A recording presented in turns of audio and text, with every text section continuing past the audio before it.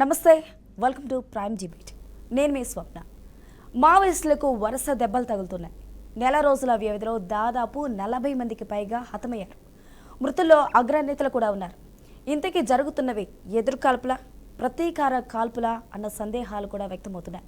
పోలీసులు చేస్తుంది బూటపుకు ఎన్కౌంటర్లని కమ్యూనిస్టులు అంటున్నారు. దేశంలోని మావోయిస్టుల ఉనికి కోల్పోయినట్లేనా? ఆపరేషన్ కగా గుండెల్లో రైళ్లు పరిగెట్టిస్తుందా? నక్సలిజం చివరి దశలో ఉంటుందా అంటూ సందేహాలైతే వ్యక్తమవుతున్నాయి. దీనికి సంబంధించి అమిత్ షా కూడా కీలక వ్యాఖ్యలు చేశారు. నక్సలిజం రూపం మాపిపోయినట్లే అంటూ కూడా చెప్తున్నారు. స్వదేశీ తీవ్రవాదంపై రాష్ట్ర ప్రభుత్వాలు ఉక్కుపాదం మోపుతున్నాయంటూ కూడా చెప్తున్నారు. నక్సలిజానికి చర్మగీతం పాడుతామని చెప్తున్నారు. అయితే మొత్తానికి చూసుకున్నట్లయితే మావోయిస్టులు అనేది ఈరోజు మాట కాదు, గత కొన్ని సంవత్సరాలుగా కూడా ఈ మాట వినిపిస్తున్నది. రాచరికపు కాలం దగ్గర నుంచి అదేవిధంగా ఎక్కడ ఏ అన్యాయం జరిగినా నక్సలైట్స్ వస్తారు, అన్నలు వస్తారు, మావోయిస్టులు వస్తారు అనుకునే పరిస్థితి దగ్గర నుంచి అమ్మో మావోయిస్టుల అన్న పరిస్థితి చూసాము. అదేవిధంగా ప్రజల కోసం ప్రాణాలు త్యాగాలు చేసిన వారు ఉన్నారు, అలాగే అహింస మార్గంలో వెళ్ళిన వాళ్ళు ఉన్నారు, అదేవిధంగా అకృత్యాలకు పాల్పడిన వారు కూడా ఉన్నారు. అందరూ ఉన్నారు, అన్ని రకాల కేటగిరీస్ కూడా అందులో ఉన్నాయి. అయితే ఇప్పుడు రాష్ట్ర ప్రభుత్వాలతో పాటు కేంద్ర ప్రభుత్వం కూడా నక్సల్స్పై ఉక్కుపాదాన్ని మోపుతున్నాయి. మొత్తంగా మనం చూసుకున్నట్లయితే ఎన్కౌంటర్స్ ఒకదాని తర్వాత ఒకటి కూంబింగ్ నిరంతరం కూడా చేస్తూ ఉంది కేంద్ర ప్రభుత్వం. టోటల్గా నక్సల్స్ రహిత దేశాన్ని క్రియేట్ చేయడానికి కేంద్ర ప్రభుత్వాలతో పాటు రాష్ట్ర ప్రభుత్వాలు కూడా కృషి చేస్తున్నాయి. చూసుకున్నట్లయితే 2024లో ఛత్తీస్గఢ్లో జరిగిన ఎదురుకాల్పుల్లో ఇప్పటివరకు 287 మంది మృత్యువాత పడ్డారు. అదేవిధంగా 1000 మంది అరెస్ట్ అయ్యారు, 837 మంది లొంగిపోయారు. అయితే 2 సంవత్సరాలలో, అంటే కేవలం 2 సంవత్సరాల్లో 2000 మంది మావోయిస్టులు కనుమరుగైపోయారు. ఇంకా 2000 మంది ఉంటారు అన్న సందేహాలు కూడా వ్యక్తమవుతున్నాయి. ఈ నేపథ్యంలో కేంద్ర రాష్ట్ర ప్రభుత్వాలు సంయుక్తంగా చేస్తున్న ఆపరేషన్లో, అదేవిధంగా కేంద్ర ప్రభుత్వం చేస్తున్న కగారా ఆపరేషన్లో మొన్న 16వ తారీఖు జరిగిన దాంట్లో కొంతమంది మరణించారు, కొన్ని చోట్ల 16 మంది మరణించారంటున్నారు, కొన్ని చోట్ల 27 మంది మృత్యువాత పడ్డారంటున్నారు. అయితే ఏది ఏమైనా 2017, 2018, 2022, 2023 మధ్య కాలంలో 5,601 కోట్ల రూపాయలు నక్సలిజాన్ని రూపుమాపడానికి కేంద్ర ప్రభుత్వం ఇన్వెస్ట్ చేస్తుంది. అదేవిధంగా ఛత్తీస్గఢ్లో 1,666 కోట్లు మంజూరు చేసింది. అయితే ప్రజలే మావోయిస్టులుగా అవుతారు, ప్రభుత్వం తీసుకుంటున్న నిర్ణయాల వల్ల నీవు తిరగబడవలసిన పరిస్థితి వస్తుంది, ఇది కావాలని చేస్తున్న అకృత్యాలు అంటూ కూడా ప్రభుత్వం మీద కొంతమంది ఎదురుదాడి చేస్తున్న పరిస్థితులు కూడా ఉన్నాయి. మనం ఒక ఎగ్జాంపుల్ చూసుకున్నట్లయితే మాజీ ఎమ్మెల్యే గుమ్మడి నరసయ్య ఈ వార్నింగ్ ఇచ్చారు, ప్రజలే నక్సల్స్ అయ్యి తిరగబడే పరిస్థితులు మీరు తెచ్చుకోవద్దు అంటూ కూడా. అలాగే మృతుల్లో 16 మంది ఉన్నారు, ముఖ్య నేతలు కూడా ఇందులో ఉన్నట్టు తెలుస్తుంది. కేంద్ర కమిటీ అగ్రనేత చలపతి కూడా చనిపోయిన వారిలో ఉన్నారంటున్నారు. అంటే ఈయన అలిపిరిలో నారా చంద్రబాబు నాయుడు సమయంలో అలిపిరిలో నారా చంద్రబాబు నాయుడు మీద జరిగిన దాడిలో కీలక నిందితుడిగా ఉన్నారు అని కూడా చెప్తున్నారు. అదేవిధంగా తెలంగాణలో ఛత్తీస్గఢ్లో కూంబింగ్ నిర్వహించినప్పుడు ఎన్కౌంటర్లో చొక్కారావు అగ్రనేత అలియాస్ దామోదర్, చొక్కారావు అగ్రనేత ఆయన అలియాస్ దామోదర్ కూడా చనిపోయినట్లు కూడా వార్తలు వస్తున్నాయి. ఏది ఏమైనా 2026, 2028 మధ్య కాలంలో మావోయిస్ట్ని అంతమొందించి టోటల్గా ఛత్తీస్గఢ్ని కేంద్ర ప్రభుత్వం చేతిలోకి తీసుకొచ్చే ప్రయత్నం అయితే చేస్తుంది అని అనడంలో ఎలాంటి సందేహాలు లేవు. జరుగుతున్న ప్రస్తుత పరిణామాలే దానికి నిదర్శనం. ఇదే అంశానికి సంబంధించి మనతో పాటు మాట్లాడడానికి జూమ్ లైవ్లో మనకి సిపిఎం నేత విజయ్ కుమార్ గారు ఉన్నారు.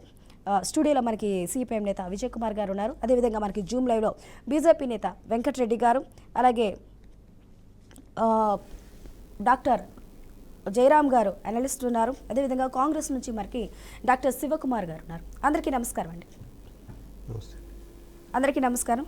ముందుగా విజయ్ కుమార్ గారు, ఈ దాడులు ఇప్పటికే 287 మంది మావోయిస్టులు గడిచిన ఒక 2 సంవత్సరాలు చూసుకున్నట్లయితే మృతి చెందారు. నిన్న మనం కూడా 16 నుంచి 27 మంది వరకు, అంటే ఒక క్లారిటీగా ఎంతమంది చనిపోయారంటూ కేంద్ర ప్రభుత్వం చెప్పకపోయినప్పటికీ కూడా కొన్ని చోట్ల 16 మంది మృత్యువాత పడ్డారు, లేకపోతే 27 మంది, అంటే ఈ మధ్యలో చనిపోయారన్న వార్తలు అయితే ఉన్నాయి. ఈ మారణ కాండని మనం ఏ విధంగా చూడొచ్చు అంటారు? ఇది సమంజసమేనా? మొత్తం మీద నక్సలైట్ ఉద్యమానికి పెద్ద దెబ్బ అని చెప్పేసి చెప్పొచ్చు. ఎందుకంటే మావోయిస్టులు ఈ దేశంలో వాళ్ళు 1960లో, అంటే 67లో ఏర్పడినప్పటి నుంచి, నక్సల్బరీలో ఏర్పడినప్పటి నుంచి ఈ దేశంలో వాళ్ళ ప్రభావం అత్యంత బాగా ఉన్న సందర్భాలు ఉన్నాయి. వాళ్ళు ప్రభుత్వాలను కూడా మార్చేసే అంత శక్తివంతంగా జరిగిన సందర్భాలు కూడా ఉన్నాయి. అంటే మావోయిస్టు ఉద్యమాన్ని అంచాలని చెప్పేసి ప్రభుత్వాలు, ఏ ప్రభుత్వమైనా, అప్పుడున్న కాంగ్రెస్ ప్రభుత్వమైనా ఇప్పుడు బీజేపీ ప్రభుత్వమైనా మొత్తంగా వాళ్ళు లేకుంటేనే బాగుంటూ అనే విషయాన్ని వరకైతే అన్ని ప్రభుత్వాలకి రాజ్యం స్వభావమే అది కాబట్టి వాళ్ళు లేకుండా ఉండాలని చెప్పేసి వాళ్ళు అంటున్నారు. పూర్తిగా మేము ఆ ఉద్యమంతో ఆ కార్యాచరణతో మేము ఏకీభవించట్లేదు, కానీ ఈ దేశంలో వాళ్ళ ప్రభావం చాలా ఎక్కువగా ఉంది అనే విషయాన్ని గతంలో మనం అనేక ఎన్నికల సందర్భాల్లో కావచ్చు, లేకపోతే వాళ్ళ విస్తృతి, వాళ్ళ భావజాల విస్తృతిలో ఉండవచ్చు, ఇది ఉంది. అయితే ఎందుకు ఈ దెబ్బ అంటే నిన్న మొన్న జరిగిన సంఘటనలలో అమిత్ షా అంటున్నాడు మొత్తం వాళ్ళు కొన ఊపిరితో ఉన్నారని చెప్పి చెప్తున్నాడు. కొన ఊపిరితో ఉంది అనేది మాత్రం అవాస్తవం అని చెప్పాలి. ఎందుకంటే పెద్ద ఎత్తున దెబ్బ తగిలింది, వాళ్ళు కార్నర్ అవుతున్న వాస్తవం అది జరుగుతుంది. కార్నర్ అవుతున్నారు, లేకపోతే ఎక్కువ మంది యాక్టివ్గా పనిచేసే వాళ్ళ సంఖ్య మాత్రం అంటే గన్స్ పట్టుకొని పోరాడే వాళ్ళ సంఖ్య తగ్గుతున్నమాట వాస్తవమే. కానీ మొత్తం ఉద్యమాన్ని అంచడం అనేది ఇప్పుడున్న ప్రభుత్వాల్లో సాధ్యం కాదు, ఇంకొచ్చే ప్రభుత్వాల్లో కూడా మొత్తం సాధ్యం కాదు.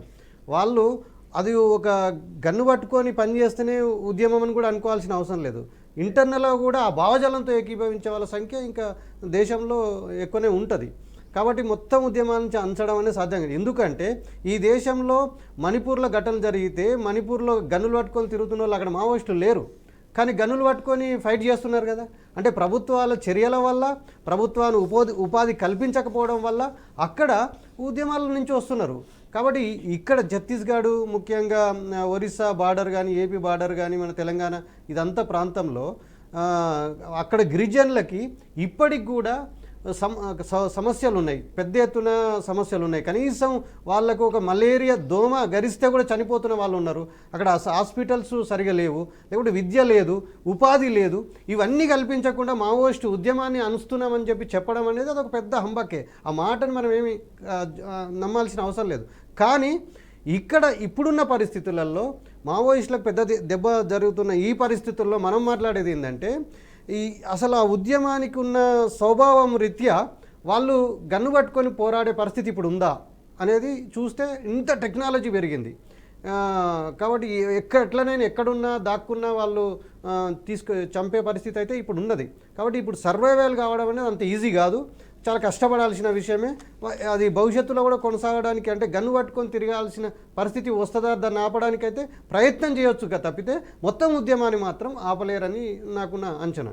ఓకే, ఉద్యమాన్ని కొంతవరకు ఆపగలరు కానీ పూర్తిగా నిలవరించలేరు అనే అభిప్రాయాన్ని అయితే వ్యక్తపరుస్తున్నారు. అయితే ఈ రోజు కాదు, ఇది గతంలో ఎప్పటి నుంచో కూడా మావోయిస్టులు లేఖలు విడుదల చేయడం కానీ, లేకపోతే మందు పాత్రలు పెట్టారని కానీ, లేకపోతే ఒక నేత సరిగ్గా పనులు చేయలేదని కిడ్నాప్ చేయడం కానీ, ఇలాంటివన్నీ కూడా మనం గతంలో జరిగాయి. వాటన్నిటిని కూడా ప్రభుత్వాలు ఎంతవరకు నిలువరించగలిగాయి అన్న విషయాన్ని పక్కన పెడితే, ఇప్పటికే ఛత్తీస్గఢ్లో దాదాపు 300 భద్రతా దళాల క్యాంపు కార్యాలయాలు అక్కడ పెట్టడం జరిగింది. దానికి సంబంధించి అనేక విధాలుగా అక్కడ సపోర్ట్ ఇవ్వడం జరుగుతుంది. దానికి ఇప్పటి వరకు ఖర్చు చేసిన 5,601 కోట్లతో పాటు ఇంకా డబల్ కూడా ఖర్చు పెట్టడానికి కేంద్ర ప్రభుత్వం సిద్ధంగా ఉంది. అంటే మొత్తానికి పూర్తిగా అణచివేయటమే లక్ష్యంగా కేంద్ర ప్రభుత్వం అయితే ఉక్కుపాదం మోపే ప్రయత్నం అయితే చేస్తుంది. వెంకటరెడ్డి గారు, రాష్ట్రాలలో కానీ దేశాల్లో కానీ అనేకమైన సమస్యలు ఉన్నాయి చెప్పుకోవడానికి. ఇప్పటికీ కూడా మారుమూల గ్రామాల్లో ఏదైనా జబ్బు చేస్తే డోలీలలో మోసుకెళ్లిన పరిస్థితులు కనిపిస్తూ ఉన్నాయి. కనీసం రోడ్డు మార్గాలు గ్రామీణ ప్రాంతాల్లో లేవు. రూరల్ ఏరియాలో చూసుకున్నట్లయితే ఎవరైనా చనిపోతే 8 కిలోమీటర్ల వరకు బండి మీద తీసుకెళ్లడమో, లేకపోతే 10 కిలోమీటర్లు చేతిలో మోసుకు వెళ్తామో మృతదేహాన్ని. అలాంటి పరిస్థితులు కూడా ఇంకా తెలంగాణలో కనిపిస్తూ ఉన్నాయి, ఇతర రాష్ట్రాల్లో కనిపిస్తున్నాయి, ఛత్తీస్గఢ్లో కూడా కనిపిస్తూనే ఉన్నాయి. ఇలాంటి పరిస్థితుల్లో ఇన్ని వేల కోట్లు ఇక్కడ పెట్టడం అవసరం అంటారా? దీనికి అసలు వీరు ఎందుకు మావోయిస్టులుగా మారుతున్నారు? కేంద్ర ప్రభుత్వం నుంచి వీరికి మనం ఏం చేయాలి? జనజీవన స్రవంతిలో వారు కలిసే విధంగా ఎలాంటి మోటివేషన్ ఇవ్వాలి అనేది ఎందుకు ఆలోచించలేకపోతుంది? చంపుకుంటూ వెళ్ళడమే దీనికి పరిష్కారమా? లైవ్ లో ఉన్న మిత్రులందరికీ నమస్తే. స్వప్న గారు, చాలా ప్రశ్నలు చాలా లోతుగా ఆలోచించవలసినటువంటి అంశంలో, ఎందుకంటే నేను 1970 నుంచి కూడా కమ్యూనిజం గురించి కానీ ఈ తీవ్రవాద కమ్యూనిజం గురించి కానీ పరిశీలించేటువంటి ఒక అవకాశం నాకు లభించింది. వాస్తవానికి నేను కూడా కొంతకాలము అంటే తీవ్రవాద భావజాలం కాదు కానీ కమ్యూనిస్ట్ భావజాలంతో నేను కొంతకాలం ఏకీభవించినటువంటి సందర్భం ఉంది. సరే, ప్రస్తుతం నేను భారతీయ జనతా పార్టీలో అధికార ప్రతినిధిగా ఉన్నటువంటిది. మేము కోదండరామ్ గారు పౌర హక్కులు ఆ కోణంలో మేము కొంత పనిచేసినది. నేనేమంటున్నా అంటే వాస్తవానికి తెలంగాణలో 1951, 52, 53 తెలంగాణ సాయుధ పోరాటము అంటే భూ పోరాటం ఏదైతే కమ్యూనిస్టులు చేసినటువంటిదో మహా గొప్ప. ఎందుకంటే ఒకప్పుడు కమ్యూనిస్టు అని చెప్పుకోవడానికి చాలా గొప్ప గౌరవం ఉండేది సమాజంలో. ఇతను కమ్యూనిస్టు అంటే చాలా గౌరవం. ఇప్పుడు మినిస్టర్కు ఉన్నంత గౌరవం కంటే ఎక్కువ ఉన్నటువంటి పరిస్థితుల పట్ల, ఎందుకంటే వాళ్ళ జీవన విధానం కానీ వాళ్ళు చేసిన త్యాగాలు కానీ ప్రజల పట్ల వాళ్ళకు ఉన్నటువంటి ఖచ్చితమైనటువంటి అభిప్రాయం కానీ వాళ్ళ ఆదరాభిమానాలు కానీ ఆ కొనలో నేను చూసినటువంటి సందర్భాలు ఉన్నాయి. వాళ్ళ లేదని కాదు, ఎందుకంటే నేను ఇప్పటికీ ఇంకా వాటిని అప్పుడప్పుడు జ్ఞాపకం చేసుకున్నప్పుడు కనపడుతున్నటువంటిది. ఇవాళ నక్సలైట్లు కూడా వాళ్ళ ప్రాణ త్యాగాలు చేస్తున్నారు. సరే, వాళ్ళ భావజాలంతో మనం ఏకీమించకపోవచ్చు, హింసతో ఏకీమించుకోవచ్చు. తీవ్రవాద తుపాకీ గుట్టం ద్వారానే స్వరాజ్యం వస్తుంది, ప్రజాస్వామ్యం ఏర్పడుతుంది, ప్రజల అభివృద్ధి జరుగుతుంది. అట్టడుగున ఉండేటువంటి బడుగు వర్గాల యొక్క అభ్యున్నతి అనేటువంటిది, అభివృద్ధి అనేటువంటిది కేవలం తుపాకీ ద్వారా మాత్రం వస్తుంది అనేటువంటి దాంట్లో నేను ఏకీభవించను. ఎందుకంటే వాళ్ళు చేసినటువంటి త్యాగాలు ఏవైతే ఉన్నాయో మీరైనట్టుగా చాలా గ్రామ ప్రాంతాల్లో, ట్రైబల్ ప్రాంతాల లోపల ఈ పేదరికం అనేటువంటిది ఇప్పటికి కూడా కనపడుతున్నటువంటిది. కాకపోతే ఈ దేశంలో అభివృద్ధి జరిగిన మాట వాస్తవ. ప్రభుత్వాలు ఏదున్నప్పటికీ కూడా అది కాంగ్రెసా, ఇప్పుడు మోదీ గారి ప్రభుత్వమా అనేటువంటిది భారతీయ జనతా పార్టీ వివిధ రాష్ట్రాల్లో కానీ జరుగుతున్నటువంటి పరిస్థితులు. ఎన్టీ రామారావు గారి దగ్గరికి వచ్చిన తర్వాత ఎన్టీ రామారావు గారు చాలా ప్రేరేపితులైనారు కమ్యూనిస్టు నక్సల్ మూవ్మెంట్ అనేటువంటి దాన్ని మనం చెప్పడం జరిగినటువంటిది. కాబట్టి ఆ స్థాయి నుంచి కొంత అభివృద్ధి జరిగిన మాట వాస్తవం. కొంతేంది బాగానే జరిగింది అభివృద్ధి. సరే, దాని అభివృద్ధి ఏ కోణంలో జరిగిందో, ఆకలి సావుల నుంచి సంపదను కేవలం కొంతమంది చేతుల్లో కేంద్రీకృతమైనటువంటి దాంట్లో నుంచి కొంత మార్పులు వస్తున్నాయి, ఇంకా రావాలని. అయిపోయింది భారతదేశం అన్ని రకాల వర్గాలకు అభివృద్ధి జరిగిందని నేను అనను, కానీ మార్పులు వచ్చినాయి. నక్సలైట్లు అనేటువంటిది ఏదైతే 1970, ఇప్పుడు ఉదాహరణకి మనం ఖమ్మం ప్రాంతంలో కానీ కరీంనగర్, వరంగల్, నిజామాబాదు, ఎందుకంటే 1970లో నేను అక్కడ 73, 75 వరంగల్లో పీజీ చేస్తున్నప్పుడు, యూనివర్సిటీలో పీజీ చేస్తున్నప్పటి నుంచి కనపడేటువంటి ఆ యువత యొక్క భావావేశాలు, వాళ్ళకు ఉండేటువంటి అభిప్రాయాలు ఏవైతే ఉన్నాయో చాలా గొప్పగా కనపడేటువంటి అంశం. కాకపోతే ఏంటంటే ప్రపంచం ఎప్పుడు అట్లాగే ఉండదు, ఈ దేశం అట్లాగే లేదు, అభివృద్ధి చెందింది, అభివృద్ధి ఫలితాలు అందరికీ అందుతున్నాయి. మన భారత రాజ్యాంగం మనం ఒకటి నిర్మించుకున్నాము, అది 75 సంవత్సరాల మనం ఇలా ఉత్సవాలు జరుపుకుంటున్న సందర్భం లోపల భారతదేశంలో రాజ్యాంగం ప్రకారంగా హింసకు తావులేదు అనేటువంటిది ఒక ప్రశ్నకు మనం ఏకపక్షంగా జవాబు చెప్పుకోవాల్సి, సంతృప్తి పడవలసినటువంటి అవసరం ఉంది. అయితే ఏం చేయాలా? జనజీవన స్రవంతిలో వాళ్ళు కలవాలా, సమాజంలో వాళ్ళు ఏదైతే వర్గాలు కోసం పనిచేస్తున్నారో దాంట్లో కలవాలి. చాలా మంది నక్సలైట్లు కూడా జనజీవన స్రవంతిలో కలిసినారు, చాలా మంది అధికార పార్టీలకు రావడం జరిగింది. ఇప్పుడు సీతక్క గారు ఉన్నారు, మనకు దుబ్బాక నుంచి రామలింగారెడ్డి గారు ఉన్నారు. ఇట్లా చెప్పుకుంటూ పోతే చాలా మంది రాజకీయాల్లోకి వచ్చినారు, అధికారంలోకి వచ్చినారు. కొంత మార్పు అనేటువంటిది స్పష్టంగా, కొత్త మార్పు, పెద్ద మార్పు కనపడుతున్నటువంటిది. అంటే తీవ్రవాద వామపక్ష భావజాల నుంచి జనజీవన స్రవంతిలోకి వచ్చి ఆ పదవుల ద్వారా, ఆ సేవ ద్వారా ఇప్పుడున్నటువంటి వాళ్ళు నమ్ముతున్నటువంటి సిద్ధాంతాన్ని ప్రజలకు దగ్గరగా తీసుకుపోయేటువంటి అభివృద్ధి ఫలితాలను అందించేటువంటి దాంట్లో చాలా మంది రావడం జరిగినటువంటిది. చాలా కీలకమైన పదవుల్లో కూడా మనకు కనపడుతున్నటువంటిది వల్ల. కాబట్టి నేనేమంటున్నా అంటే ఇవాళ హింసకు తావులేదు. రాజ్యాంగం కల్పించినటువంటి హింసలో తుపాకీ గుట్టం ద్వారా చూస్తేనే మీకు ప్రజాస్వామ్యం కనపడుతుంది, సామాజిక న్యాయం, సోషలిజం కనపడుతుంది అనేటువంటి దానికి ఆ మాటకు వస్తే దేశంలో మన అవునన్నా కాదన్నా మిత్రుడు విజయ్ కుమార్ గారు ఒప్పుకోకపోయినా కమ్యూనిస్ట్ భావజాలానికి ప్రజలు నమ్మేటువంటి పరిస్థితులు ఇవాళ చాలా తగ్గిపోయిండ్రు. ఏదో మనకు కనపడుతుంది, మనకు కేరళ కనపడవచ్చు, ఇక్కడ కనపడవచ్చు, అక్కడ పడవచ్చు.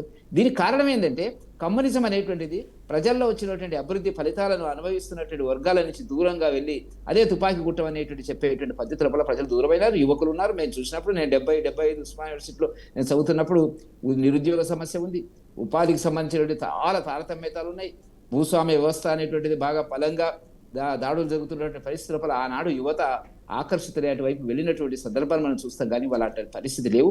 ఇవాళ ఆర్థిక ఫలితాలు అందరికీ అందుతున్నాయి. సరే, ఎక్కువనా తక్కువనా, కొంతమంది బాగా సంపాదిస్తున్నారా, కొంతమంది ఆర్థికంగా బలపడ్డారా అనేటువంటి మాటకు వస్తే కనీస అవసరాలు విద్య కానీ వైద్యం కానీ అందులో చాలా మార్పులు వచ్చినాయి. మనకు ప్రభుత్వాలు తీసుకున్నటువంటి వివిధ సంక్షేమ కార్యక్రమాలు, ముఖ్యంగా కేంద్ర ప్రభుత్వం జనజీవన స్రవంతిలో రావాలనేటువంటి దాని కింద ట్రైబల్ డెవలప్మెంట్కి సంబంధించినటువంటి ఫండ్స్ను బాగా రాష్ట్ర ప్రభుత్వాలు కూడా అదే కోణంలో విడుదల చేయడము, అభివృద్ధి చేయడం అనేది జరిగిన మాట వాస్తవం. ఇలా ప్రజల మద్దతు వాళ్ళకి లేదు.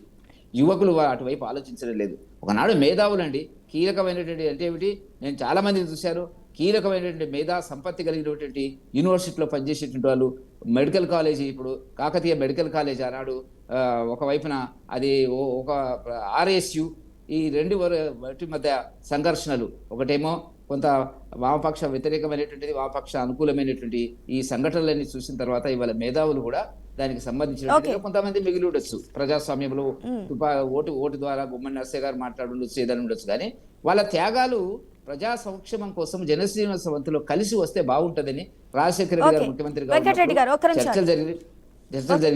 ఆ కోణంలో ఒక్క నిమిషం హోల్డ్ అవునండి. డాక్టర్ టి జయరామ్ గారు, ఒకప్పుడు అన్నలు వస్తున్నారు అంటే మా జీవితాలు బాగుపడతాయి అనే పరిస్థితి ఉండేది. అదేవిధంగా రాచరిక పోకళ్ళు కావచ్చు, భూస్వామ్య వ్యవస్థలు కావచ్చు, అక్కడున్న దళితుల మీద అఘాయిత్యాలు కావచ్చు, అకృత్యాలు కావచ్చు, వివక్షత కావచ్చు, వీటన్నిటినీ కూడా న్యాయం చేస్తామంటూ కూడా ఆనాడు వారు దీనికోసం ఒక సిద్ధాంతం ప్రకారం పనిచేశారు, కాదనే ఎవరు అనలేరు. కానీ ఇప్పుడు పరిస్థితులు చాలా మారిపోయాయి, చాలా భిన్నంగా ఉన్నాయి. ఇలాంటి పరిస్థితుల్లో ఇవన్నీ కూడా బూటకపు ఎన్కౌంటర్లు అంటూ కూడా కమ్యూనిస్ట్ వాళ్ళు చెప్తూ ఉన్నారు. ఇవి నిజంగా బూటకపు ఎన్కౌంటర్లేనా? ఇప్పుడు నిజంగా వ్యవస్థలు మారాయి, రావాల్సిన సంక్షేమ పథకాలు ఏవైతే ఉన్నాయో, ఫలాలు ఏవైతే ఉన్నాయో అర్హులైన వారికి అందుతున్నాయి. ఒక ఫోన్ చేస్తే టెక్నాలజీ పరంగా వారికి ఏం కావాలి అనేది అందుబాటులో ఉంటుంది. ఇలాంటప్పుడు మేము తుపాకీ పట్టుకొని న్యాయం చేస్తాము, మీరు మా వెనక నడవండి అంటే మావోయిస్టుల వెనకాల నడవడానికి సామాన్య ప్రజలు సిద్ధంగా ఉంటారంటారా? స్వప్న గారు, మీకు ప్యానెల్లో ఉన్న మిత్రులకు, ప్రేక్షకులకు నమస్కారాలు. నమస్తే అండి. ఇక్కడ మనం ఆలోచించాల్సింది ఏంటంటే రెండు విషయాలు చాలా క్లియర్ అవుతుంది. రాజ్యం, హింస. రాజ్యం ఏం కోరుకుంటుందంటే హింసను ఎవరు కోరుకోరు, రాజ్యం కోరుకోరు, ప్లస్ నక్సల్స్ కోరుకోరు. కానీ ఇక్కడ జరుగుతుంది ఒకవైపు రాజ్యము, మరొక వైపు హింస. ఇది ప్రాక్టికల్గా మన కళ్ళ ముందు కనిపిస్తున్నది. ఇప్పుడు మన లెక్కల ప్రకారం వచ్చేసి ఛత్తీస్గఢ్లో ఉన్న భూ విస్తీర్ణం కొంచెం మొదలు పెడతాను. ఛత్తీస్గఢ్లో ఉన్న భూ విస్తీర్ణం ఎంతంటే 220 కిలోమీటర్స్. దీన్ని కనుక 600 మైల్స్ని మనం ఇస్తే దీని విస్తీర్ణం.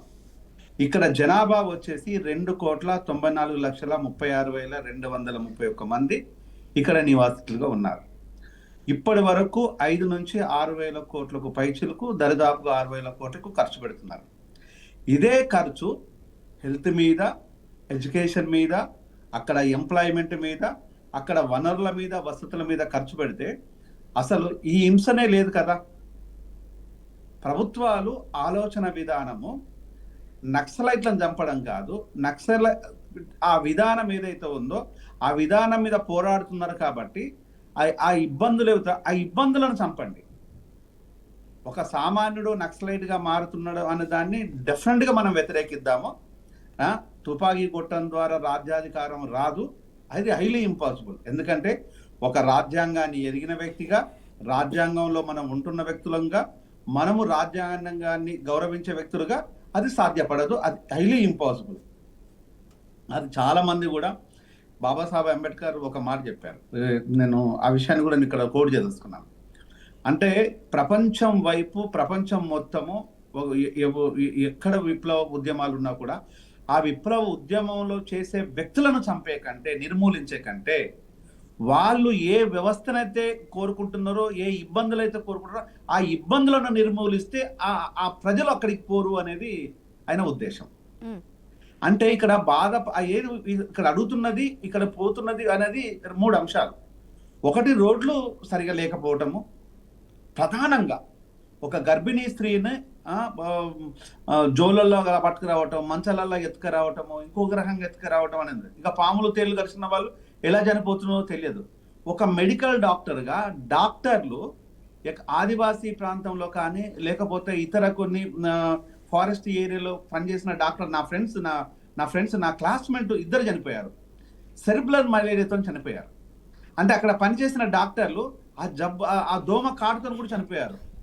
అంటే ఒక డాక్టర్లు దోమ కాటుతో చనిపోతున్నారు, ప్రజలు ఎంత ఎత్తున చనిపోయి ఉంటారు.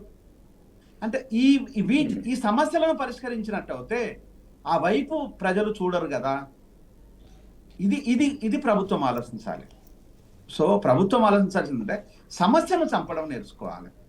5,000 కోట్లు 6,000 కోట్లు ఖర్చు చేసి దీనిపైన ఉక్కుపాదం మోపడం అనేది ఇది వ్యక్తుల మీద ఉక్కుపాదం మోపడం, సమస్య మీద కాదు. సమస్య లాగానే ఉంటుంది. అవును. ఇదే 6,000 కోట్ల రూపాయలను ఛత్తీస్గఢ్ లో కనుక ఖర్చు చేసినట్టు అయితే ఒక 100 కార్పొరేటివ్ హాస్పిటల్స్ పెట్టొచ్చు, 100 కార్పొరేటివ్ స్కూళ్ళను పెట్టొచ్చు, 100 కార్పొరేటివ్ ఇన్స్టిట్యూషన్స్ పెట్టొచ్చు, కంపెనీలు పెట్టొచ్చు, అందులో ఎంప్లాయ్మెంట్ ఇవ్వచ్చు. అన్నమో రామచంద్ర అని ఛత్తీస్గఢ్ లో ఉంటున్నారు. అక్కడే భూమిలో నుంచి బంగారాన్ని తీస్తున్నారు, భూమి నుంచి ఐరన్ ఊర్ తీస్తున్నారు, భూమి నుంచి లాక్టేట్ తీస్తున్నారు, భూమి నుంచి సర్వస్వం తీసేసి ఇతర దేశాలకు అమ్ముకుంటున్నారు. అది పెద్ద ట్రాన్స్పోర్ట్ జరుగుతున్నది. ఇంత ఛత్తీస్గఢ్ లో జరుగుతుంటే అక్కడ ఉన్న బిడ్డలకు తిండి మాత్రమే లేదు. అంటే భూమిలో బంగారం దొరుకుతుంది, భూమిలో డైమండ్ దొరుకుతున్నాయి, భూమిలో ఐరన్ ఊర్ దొరుకుతుంది, భూమిలో కార్పొరేటివ్ కంపెనీస్కి అన్ని దొరుకుతున్నాయి. అక్కడ పుట్టిన బిడ్డలకు అన్నం ఎందుకు దొరుకుతలేదు? వాళ్ళ అన్నం కోసం కదా కొట్లాడేది. అన్నం ఇక్కడ చంపడం ఒకటే. అంటే చంపడం అనేది వ్యక్తులను చంపడం వల్ల సమస్య పరిష్కరించబడదు. వ్యవస్థలో ఉన్న లోపాలను నిర్మూలించినట్టు అవుతే, నివారించినట్టు అవుతే అటువైపు ప్రజలు వెళ్ళరు. ఇప్పుడు నేను ఒక సామాన్య కుటుంబంలో పుట్టిన నేను ప్రాక్టికల్గా, ఐఎమ్ నాట్ జోకింగ్. మా అమ్మ నాన్న కూలి పని చేసుకుంటున్నారు. మా అమ్మ నాన్న కూలి పని చేసుకుంటే నన్ను చదువుకోవాలనుకున్నప్పుడు నేను ఒక హాస్టల్లోకి వెళ్ళి హాస్టల్లో చదువుకున్న తర్వాత అక్కడ నుంచి నువ్వు బాగా చదువుతున్నావు, నువ్వు డాక్టర్ అయితే బాగుంటుంది అనేది నా హెడ్ మాస్టర్ వచ్చేసి బైపీసీలో జాయిన్ చేయించాడు. అక్కడ నుంచి నా ప్రిన్సిపాల్ వచ్చేసి నువ్వు ఎంసెట్ రాయమని చెప్పేసి ఎంసెట్లో వస్తే నేను టాప్ ర్యాంక్ వచ్చేసింది. టాప్ ర్యాంక్తో పాటు వచ్చేసి నేను ఎంబీబీఎస్ కంప్లీట్ అయిపోయింది, స్పెషాలిటీ కంప్లీట్ అయిపోయింది. ఇంటర్నేషనల్ డాక్టర్గా 10 సంవత్సరాలు అమెరికాలో పనిచేసి వచ్చాను. ఓకే. ఒక నిరుపేద కుటుంబం నుంచి నేను చదువుకున్నాను. నా చదువు దొరికిన తర్వాత ఈరోజు ఈ ఉగ్రవాదం వైపు నేను ఎందుకు వెళ్తాను? నాకేమీ లేదు. నా దేశం నాకు ఇచ్చింది ఏంటంటే ఈరోజు ఏ డబ్బులు అక్కర్లేదు, బియ్యం అక్కర్లేదు, ఇండ్లు అక్కర్లేదు, ఏది ఇవ్వలేదు. నాకు చదువు మాత్రమే ఇచ్చింది, ఆరోగ్యాన్ని మాత్రమే ఇచ్చింది. ఆరోగ్యం చదువు నాకేం 1 మినిట్ స్వప్న గారు, ఈ ఆరోగ్యం చదువు నాకేం నేర్పించింది అంటే ఈ రోజు నా దేశ రక్షణ కోసం, నా దేశ భద్రత కోసం, నా దేశ సౌభద్రత కోసం, నా దేశ ప్రజాస్వామ్యం కోసం మాట్లాడేంత శక్తినిచ్చింది. ప్రజలకి మీరు ఇది ఇచ్చినట్టు అవుతే అటువైపు ఎందుకు వెళ్తారు? ప్రభుత్వాలు ఆలోచించినప్పుడు జరిగే అనివార్యమైన కారణాలు ప్రజలను బెదిరింపులను కూర్చి భయభ్రాంతులను క్రియేట్ చేసినంత మాత్రాన ఈ సమస్య పరిష్కరించబడదు. ఇంకో ఎగ్జాంపుల్ చెప్తాను. మీకు 96లో కంటే ఎన్టీఆర్ గారు 83లో అధికారంలోకి వచ్చారు. అధికారంలోకి రావడానికి ఆయన ఒక స్లోగన్ తీసుకున్నారు. తెలుగు ఐఎమ్ నాట్ స్పెసిఫై చేయలేకపోతున్నాను. సో ఒక నినాదం తీసుకున్న తర్వాత ఆయన చెప్పిన నక్సలైట్ల ఏజెండానే నా ఏజెండా అన్న తర్వాత నక్సలైట్ దేశభక్తులని పోల్చండి. ఆయన ఆ రోజు ముఖ్యమంత్రి నక్సలైట్ దేశభక్తులు పోల్చిన తర్వాత నక్సలైట్లతో మమేకమైన తర్వాత అప్పటి వరకు కాంగ్రెస్ ప్రభుత్వము అణచివేతలు వస్తే మళ్ళీ ఒక్కసారిగా నక్సలైట్లది విపరీతంగా పెరిగిపోయారు. అది మంచి జరిగింది, చెడు జరిగింది. దానివల్ల 2 జరిగినాయి. నక్సలైట్ పెరగడం వల్ల మంచి జరిగింది, చెడు కూడా జరిగింది. విపరీతంగా పెరిగిన తర్వాత మళ్ళీ అణచివేతల కార్యక్రమాలు వచ్చేసినాయి, విపరీత ఎన్కౌంటర్లు కూడా ఉన్నాయి. ఆ తర్వాత వచ్చేసి 2004 నుంచి 9 వరకు మన వైఎస్ గవర్నమెంట్ ఏదైతే ఉందో అప్పుడు చర్చలు పెట్టింది. ఆ చర్చలు పెట్టినప్పుడు ఆ చర్చలలో ప్రధానంగా వచ్చిన ఎజెండా ఏంటంటే భూమి. అప్పుడు ఉమ్మడి ఆంధ్రప్రదేశ్ లోపల మిగులు భూమి ఎంత ఉంది అంటే 1,28,00,000 ఎకరాల మిగులు భూమి ఉంది. ఆ భూమి ప్రజలకు కనుక పంచినట్టు అవుతే మేము వదులుకుంటాము, ఆయుధాలను వదులుకుంటాము అనే దాకా డిస్కషన్ వచ్చేసింది. డిస్కషన్ వచ్చిన తర్వాత 1 సెకండ్ నేను కంప్లీట్ చేస్తాను. అక్కడ వరకు డిస్కషన్ వచ్చిన తర్వాత భూమి ఎక్కడికి పోయింది? భూమి ఈ రోజు తెలంగాణ వచ్చిన తర్వాత ఎవరి చేతిలోకి పోయింది? ఎక్కడ దోపిడీ జరిగింది? ప్రజలు అక్కడే ఉన్నారు, కానీ భూమి ఎక్కడికి పోయింది? నిరుపేదలకు భూమి రాలేదు, అధికారుల చేతిలోకి భూమి పోయింది, భూస్వాముల చేతిలోకి భూమి పోయింది. నెక్స్ట్ వచ్చేసి ప్రజాస్వామ్యం మేము ప్రజాప్రాతినిధ్యం అనుకున్న వాళ్ళకు, ప్రభుత్వంలో ఉండే నేతలకు భూమి పోయింది. ఓకే ఈ రోజు భూ దోపిడీ చేసిన తర్వాత అంతకంటే దోపిడీ అన్నం పెట్టడం కాదు కదా. ఓకే ఈరోజు జయరామ్ గారు, మనుషులను చంపడం జయరామ్ గారు వల్ల- ఒక్క నిమిషం అండి, జయరామ్ గారు ఒక్క నిమిషం హోల్డ్లో ఉండండి. ఫర్ ద పీపుల్లో ఇక ఆపరేషన్ కగ మావోయిస్టుల గుండెలో గుబులు పుట్టిస్తుందా అంటే అవుననే సమాధానాలు వినిపిస్తున్నాయి. కానీ దీనికి ప్రతీకారంగా ఏం జరుగుతుంది అనేది కూడా క్వశ్చన్ మార్క్గా ఉంది. ఇప్పటికే కొన్ని మందు పాత్రలను అధికారులు వెలికి తీశారు. ఆ మందు పాత్రలు ఇంకా ఎక్కడెక్కడ ఉన్నాయి, అవి ఎప్పుడు పేలుతాయి ఏంటి అనేది కూడా తెలియదు.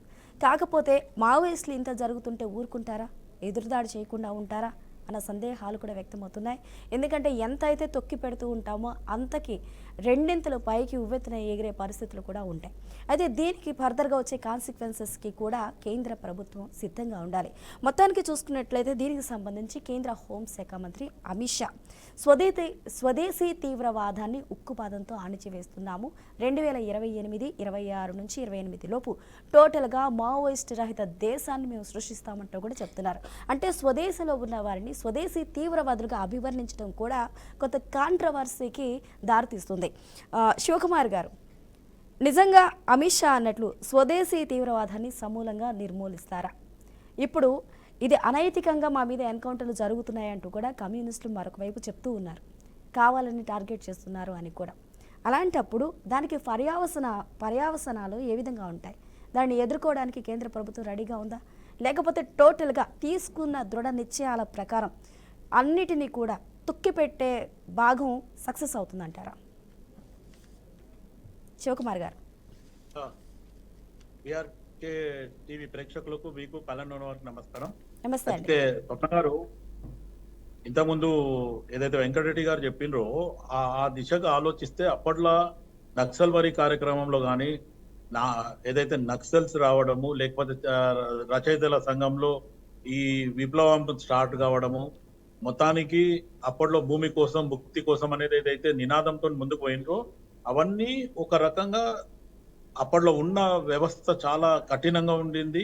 ప్రజలకు ఏం దొరికనిచ్చేవారు కాదు, ఆ దున్నేవాడిదే భూమి, ఇటువంటి నినాదాలు తీసుకొని ముందుకు పోవడం జరిగింది. ఆ నక్సలైట్ల వల్ల కానీ, లేకపోతే ఈ నక్సల్బరీ ఉద్యమం తర్వాత ప్రజలకు నిజంగా కూడా ఎవరికైతే అందుబాటులో ఏమి లేకుండానో నిరుపేదలు అనుకునే వారికి, అటువంటి వాళ్ళకి మటుకు వాళ్ళు అండగా నిలబడినరు. మంచి జరిగింది, జరగలేదనేది కాదు, అది ప్రభుత్వాలకు కూడా తెలుసు. కొన్ని జాగాలలో ఏమంటే అప్పట్లో ఉన్న ప్రభుత్వాలు కానీ వాళ్ళకి ఏదైతే అడ్డోస్వం అనే రకంగా ఏదైతే మాట్లాడుతుండ్రో ఆ దిశగా వాళ్ళని ఎక్కడికక్కడ వీళ్ళు మమ్మల్ని అడ్డుకుంటుండ్రు, వీళ్ళు మమ్మల్ని భయం రాజులు చేస్తున్నారు అనేది కూడా వాళ్ళు ఆలోచించి వాళ్ళని ఎక్కడికక్కడ అరికట్టడం జరిగింది. లేకపోతే ఇట్లనే ఈ కాల్పులు అనే రకంగా ఎదురు కాల్పులని, లేకపోతే ఇంకేదో వాళ్ళ భాషలో చెప్పి కూడా వాళ్ళని చాలా మందిని కూడా మట్టి పెట్టడం జరిగింది. కానీ వాళ్ళు ఎక్కడ కూడా ఒక నినాదంతోని, ఒక పద్ధతితోని, లేకపోతే ప్రజలకు ఏదో మంచి చేయాలనే ఉద్దేశంతోనే కానీ అక్కడ ఉన్న వాళ్ళందరూ కూడా ఏదో ఇల్లిటరేట్స్ కాదు, పీజీలు, డిగ్రీలు, పోస్ట్ గ్రాడ్యుయేషన్ చేసిన వాళ్ళే ఉంటారు. అయినంత మటుకు డిగ్రీలు చదివిన వాళ్ళు, డాక్టర్లు, ఇంజనీర్లు కూడా గతంలో చూసిన వాళ్ళం ఉన్నాం.